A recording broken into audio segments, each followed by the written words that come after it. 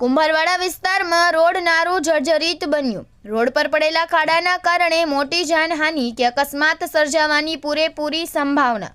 ભાવનગર શહેરના કુંભારવાડા વિસ્તારમાં અવેડા પાસે નાળું બેસી જવાના કારણે અને રોડ જર્જરિત થવાના કારણે મોટો અકસ્માત સર્જવાની સંભાવના પ્રબળ બની છે। આ અંગે તંત્રને વાકેફ કરવા છતાં કોઈ પગલાં ન લેતા લોકોમાં રોષ ફેલાયો છે।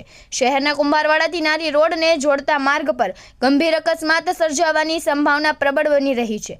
અવેડા પાસે આવેલું નાળું બેસી ગયું છે તો બીજી તરફ રોડ પર મોટા ખાડાઓ પડ્યા છે। બીમાર માર્ગ અને જર્જરિત નાળાના કારણે દરરોજ નાના મોટા અકસ્માતો સર્જાય જ છે, પરંતુ હવે દિન પ્રતિદિન રસ્તાની હાલત વધુને વધુ ખરાબ થવા સાથે નાળા પર પડેલા ખાડાના કારણે મોટી જાનહાનિ થવાની સંભાવના વધી રહી છે।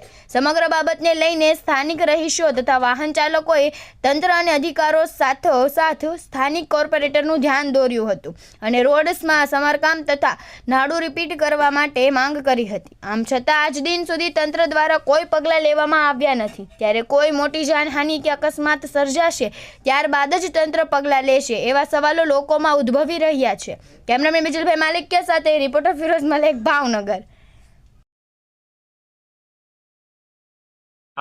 મારું નામ અલ્લીભાઈ છે।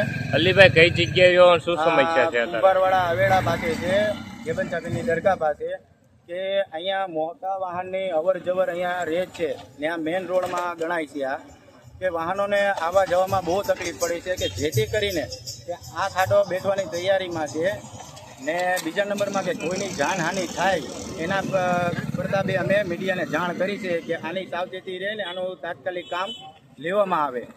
અત્યારે નાળો કેટલું જૂનું છે અને કેટલા વાહન આવે છે, ભારે નુકસાન પડે છે, કેવું પરિસ્થિતિ છે?